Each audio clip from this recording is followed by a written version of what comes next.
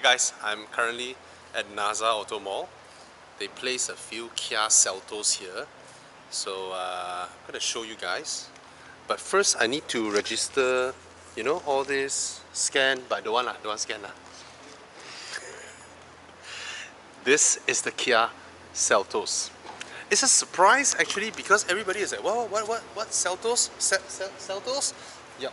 All of a sudden, a new brand name was created, and before people even know more about it, it's launched. Alright? Now, let me first tell you what this is.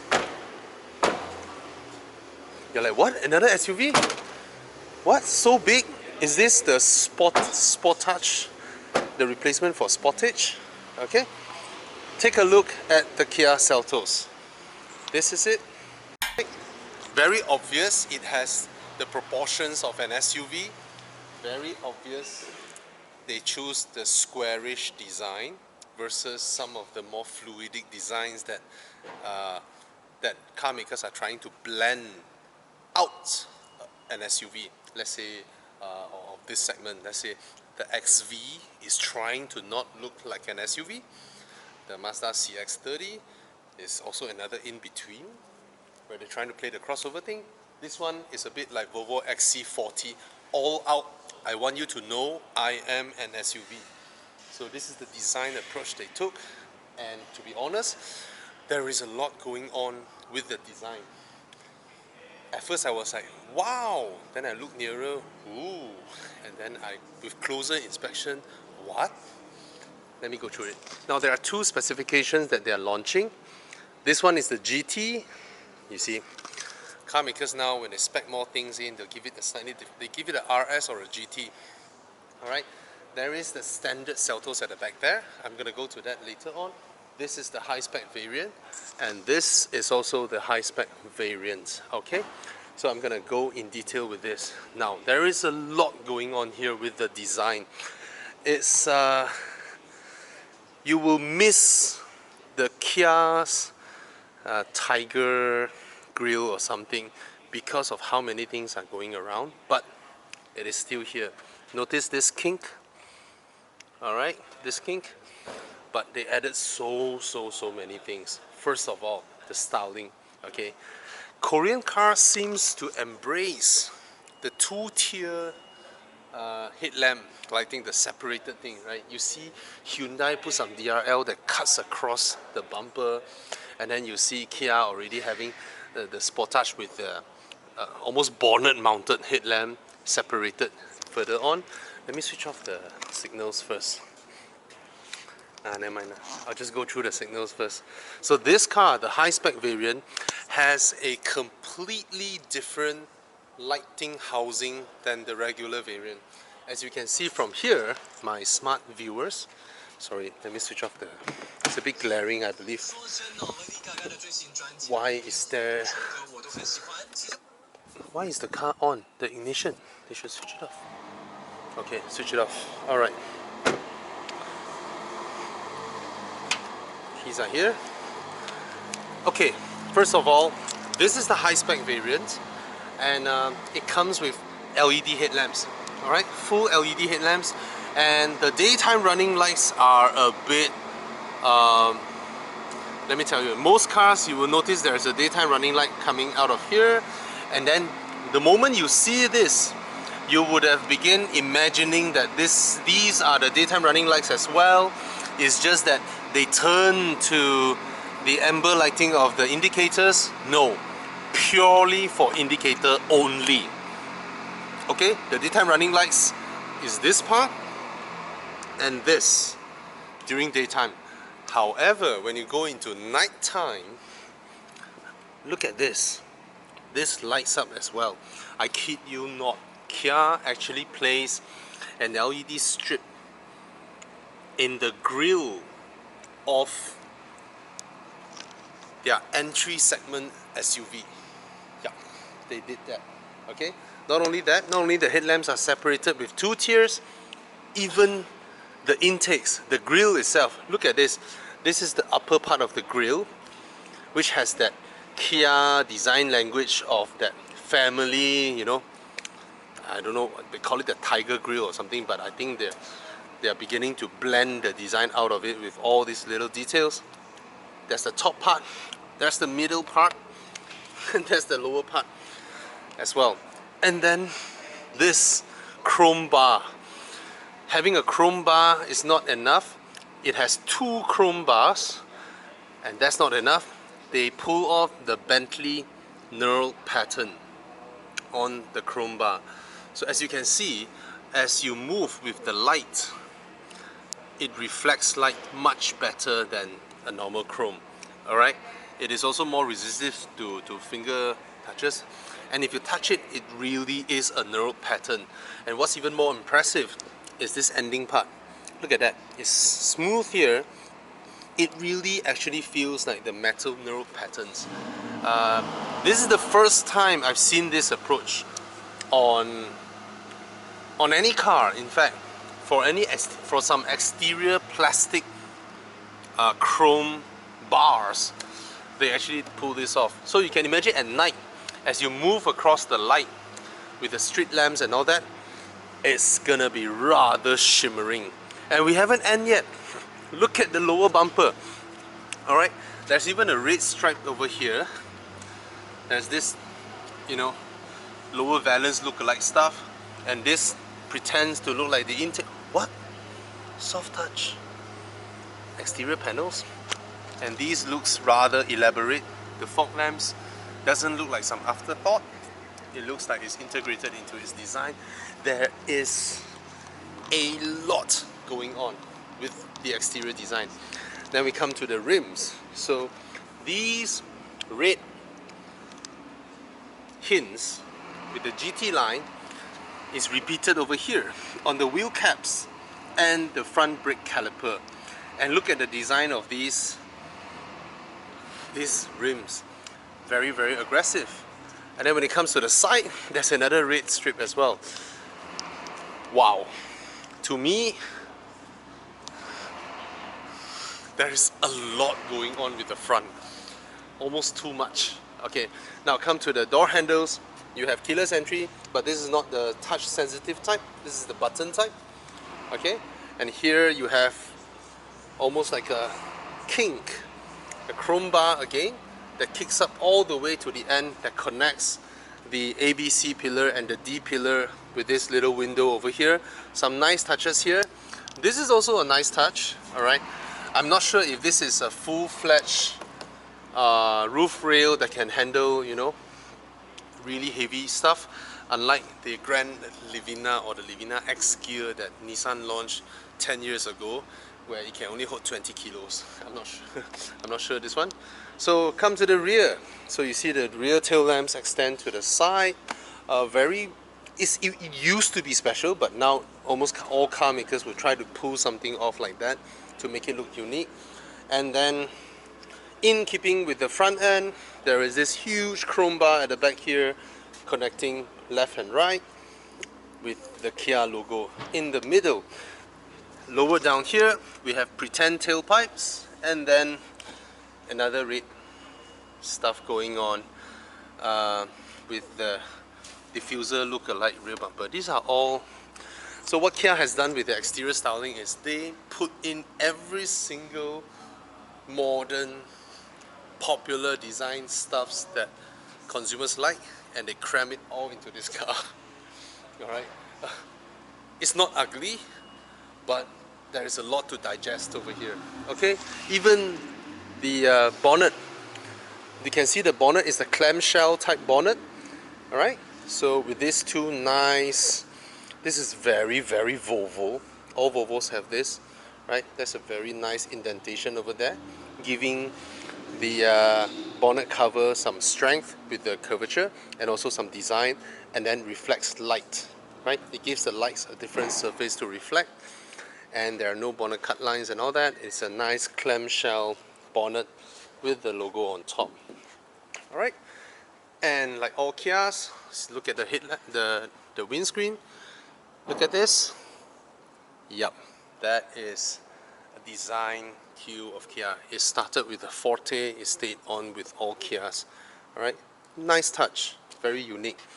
So side mirror housing, same body color, and you have the side indicators here. Rear doors, you don't get keyless entry. Only the front doors have keyless entry. And then, shall we go in? Let's go into the front. I have the keys with me. Let me show you. Now, what engine are we talking about? Nothing to shout about. Let's think about it this way. You know that when Kia launch a car from this segment, they are targeting the HRV segment, which is a very popular segment. This segment is killing off the B segment, the C segment, because consumers wanted something like that, right? So at the highest price point, you have something like this, the CHR and the CX-30. And then for the lower price point, you have the Subaru XV, and then you have the HRV, and the Proton X50 is going to come all into this segment, which is the entry SUV or crossover segment. Alright, let's come inside. And of course this segment has grown. You remember how they used to be? They have the Mazda CX-3, which is extremely tiny inside, and then now we have properly sized ones. In fact, I believe if you are looking at this, why buy a Sportage, right? Because they look similar in size to me. Let's go inside. First of all, door panel. You have a large molding down here. You can put large bottles. Again, intricately designed speaker grills. But I was told the reason it looks like someone punched it is because there is ambient lighting that corresponds to your music. And with these shapes, it gives you a dynamic lighting when it lights up. Okay? These are typical of an Audi's execution. So Peter Schreier went into Kia, of course, and now is the CEO. And we have this rather European familiar styling. Okay? Here it looks a bit like the CX-30, you know, or I forgot which Toyota was it with that. So one stripe, right? But of course, this is plastic, painted plastic instead of real aluminium panels like what Mazda used. I'm surprised to find this. It's been a long while since I've seen a cable operated fuel cap. Okay, and then here we have the buttons to enable, disable the heads-up display, which only shows speed, but it's rather good enough. Adjusting the light. Oh, the buttons feel really good and high quality, man. The buttons for the segment, the buttons feel really, really good. And then that's the heads-up display, which is a panel that reflects. Okay, let's come inside here. The seats are rather comfortable. Let me start the car so I get some air conditioning. Oh, I like the graphics. Okay, confirm. Now we can look at the cluster, the Speedo cluster. This is the type that I like, where you have an analog meter combined with digital integration instead of the whole thing being digital. So this is rather nice, alright, but it feels a bit dim. Should I light it up? Okay, I illuminate it fully. So this is how it is. So you can see they integrated the graphics with this curvature here. So if I go P, R, N, D, that's nice. And then the speed, the range, most of the information can be found here. Oops, I don't know why I switch on the radio when I press mode, but I presume this is for this. Yes, so and I can go up and down. Very straightforward, and I press OK to go in. Very easy to operate, right? Cruise control is here. There's no high-tech features of adaptive cruise control and the likes of it. Alright, and the heads-up display, you see this button. Oh, wow, it retracts. There's a cover? What? This is Iron Man stuff, bro. Look at that. Whoa. Whoa. Peugeot only merely does this. And this is... And the motor actually whirs in a rather loud fashion.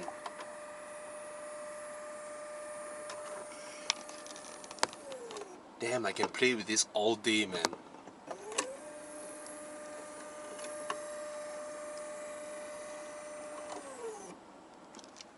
Guys love things that erect.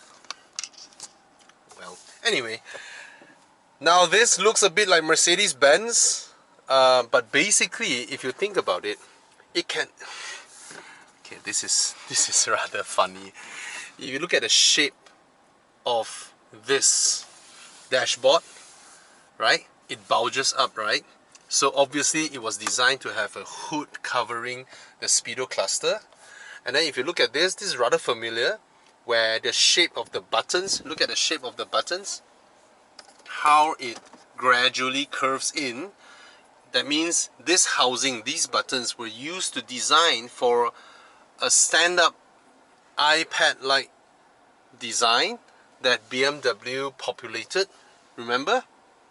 So, what I can see here is pretty obvious that this box was designed later to emulate that feeling of what Mercedes did, to house both the speedo and this panel together to look like one super high-tech info cluster that now Mercedes has popularized. Why I say this comes after, because if this was designed at the first place, this bulge won't be needed to house the speedo cluster that is shaped after the steering wheel, right? So in a way you can say this is the ingenuity of cost cutting in a smart way, or not cost cutting, they're adding cost to increase the appeal factor of the car. So they're trying to make it look modern, because people now already think that stand-alone screens are dated, right? It was popularized by BMW. So, and now people like this like full super cluster look that the Mercedes popularized. So this is a very smart way in updating their design. Clever in a way. Now down here, these are very predictable, nothing special, right? You have your aircon vents where they should be. You have your clear-cut aircon controls, single zone climate. There's only one dial over here, but such a small car, you don't need dual zone nonsense. Okay, down here you have a rather deep cubby, and I see this button. This is the Qi button, right? That means there is there is that a tray or something? Why I don't see any logos over here? Oh, let me show you guys. Sorry. So that's a nice touch, because I spotted this button, but I was wondering where. So apparently it is this. So now what I do is to drop my phone in, and it's charging now. Alright, so that's a very nice compartment, a very secured compartment. Remember, there was one Korean car I tested where the wireless charger couldn't fit a Samsung. That was interesting. Anyway, so this is alright. This is alright. I found a slot, a small compartment for you to securely put your phone in, and then you can wireless charge it, and then Bluetooth is hooked up to the info cluster.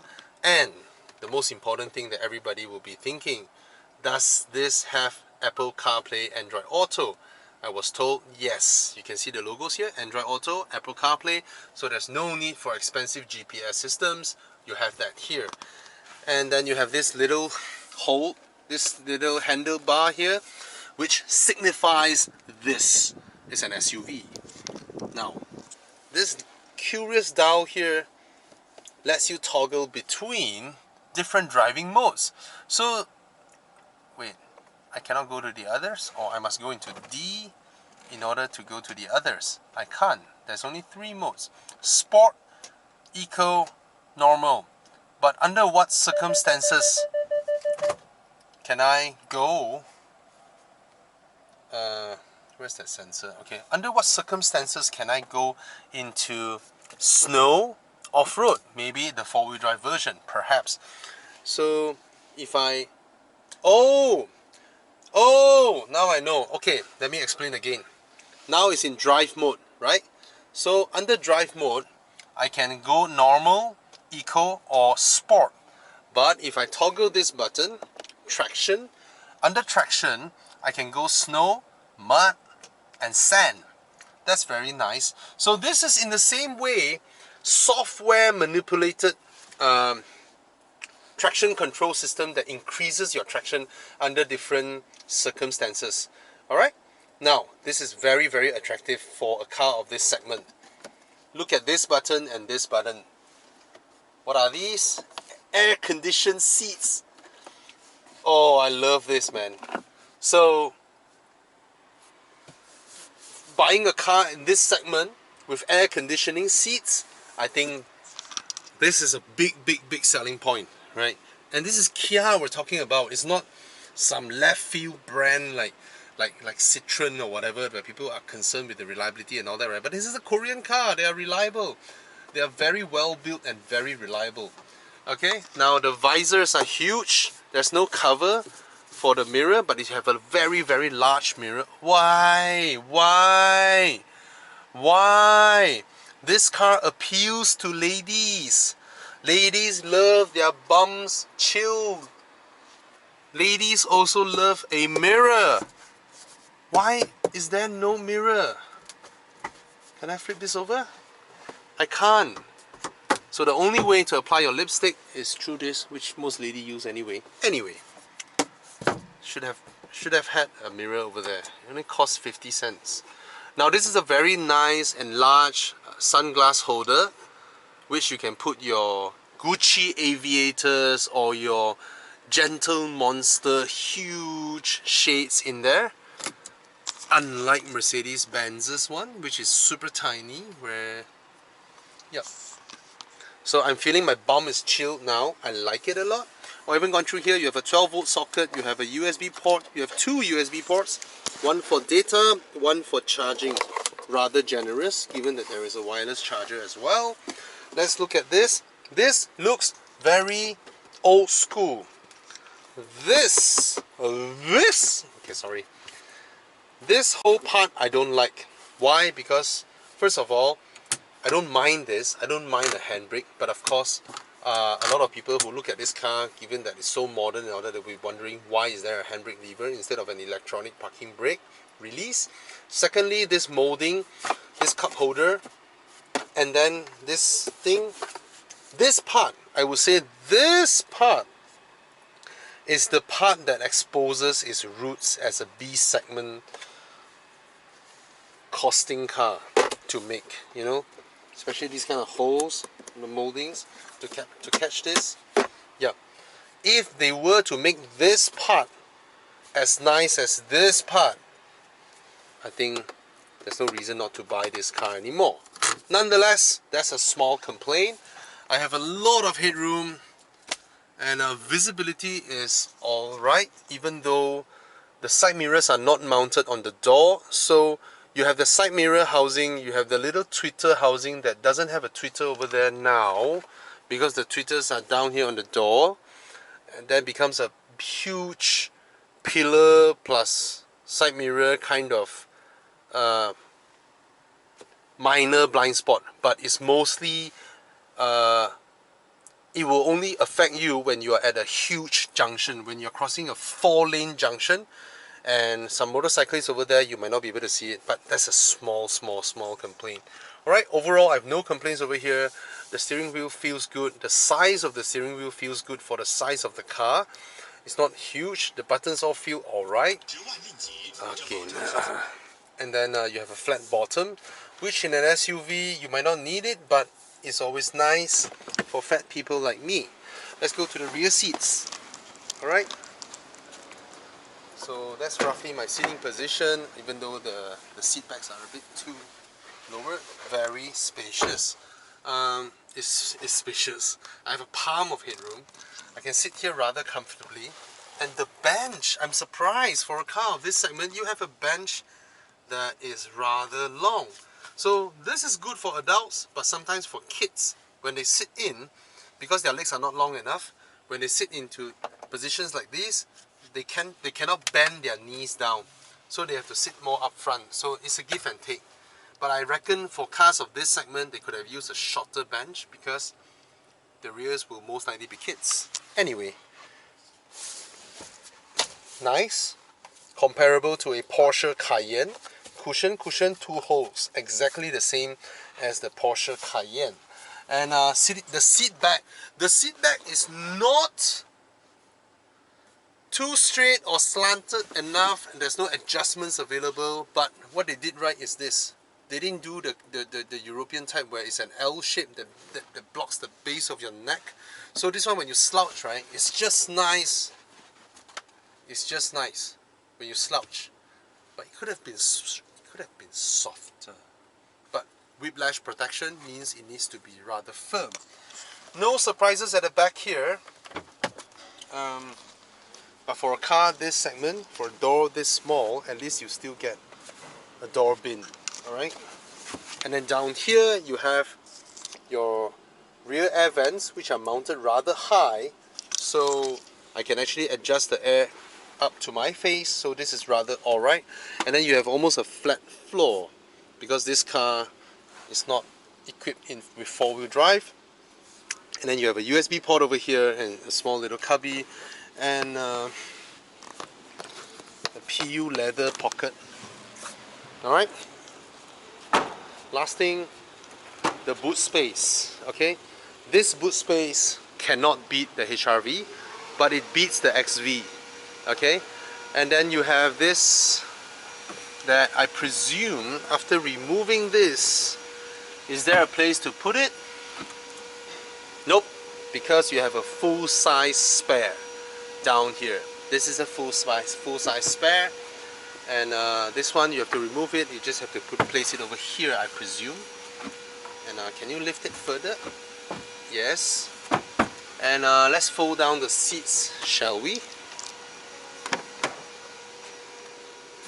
Alright, pull this to fold down the seat. It's almost flat. Yep. So you don't need this to fold it flat, but there's a little bit of a kink over there. There is no false floor over here because they went for the full-size spare instead. Alright? So, what's the price of this car? I have no idea. I have no idea of the price of the car, but given that the low-spec variant has a projector headlamp, totally different housing, doesn't have the overtly garnished stuffs, doesn't have the heads-up display, doesn't have some of the features that this car does, I am suspecting they might be trying to push the low-spec one to be below 100k. That's just my suspect, but I have no information at all. So this is the lower spec variant. So as you can see, oh, I better come here to show you guys. So you don't get all the chrome bits, it's painted bits on the lower spec variant. You have a smaller info cluster in the speedo cluster. I haven't talked about the engine, right? I'll go to that further. And this is the headlamp of the lower spec one. Way less intricate, way less conservative, way more conservative in its approach. So you don't get that elaborate fog lamp, you don't get the crazy signal lights. These are all pretty normal. Projector headlamp, you know, and then you don't, even though, oh, the neural pattern is here as well, but it's sort of painted instead of its chrome. Now this is a 1.6 liter engine, no turbocharger, no fancy stuff, so you know it makes about 120 horsepower, and I think it will be just enough to move the car. It's enough, right? But as you can see, these kind of engines without all the pipings and all that are also low maintenance engines, are also easy to upkeep, but it's not you who upkeep it, right? It's Kia. Okay, so you have keyless entry as well in the low spec variant, and everything looks almost identical. You get a spare wheel that's not the sport rim type, and then you have Wait, I prefer this seat pattern. I like this seat pattern. You also get the rear air vents. Obviously you won't get the aircon seats, I presume. Yep, no aircon seats. So no heads-up display. And then you have a smaller info cluster over there. You still get the flat steering wheel. And you have the nice pattern seats. You don't get the aircon seats. You don't get the wireless charger. You don't get the the climate control. This is not a climate control. This is a manual air conditioning unit. And then you have the same infotainment system. And then you have some interesting trimmings. Other than that, it's all the same. Identical. Same engine, same transmission, just some extra features on that one, which makes it look more interesting. And that has an LED tail lamp. This one doesn't. Yeah. Alright. So this is the Kia Seltos. I can't review pricing because I don't know pricing. I can't even upload the video today because they don't allow me to.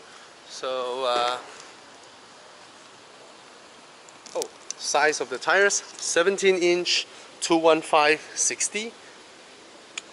Yeah, so what are my verdicts of this car? Depends on price, of course, but it's very compelling. It's spacious enough. It has aircon seats. It has the luxury features that you need every day are there. They didn't miss any. Of course, it doesn't have the high-tech adaptive cruise controls. Those are things that you don't use every day. Alright? As for me, I think this color goes really well with it.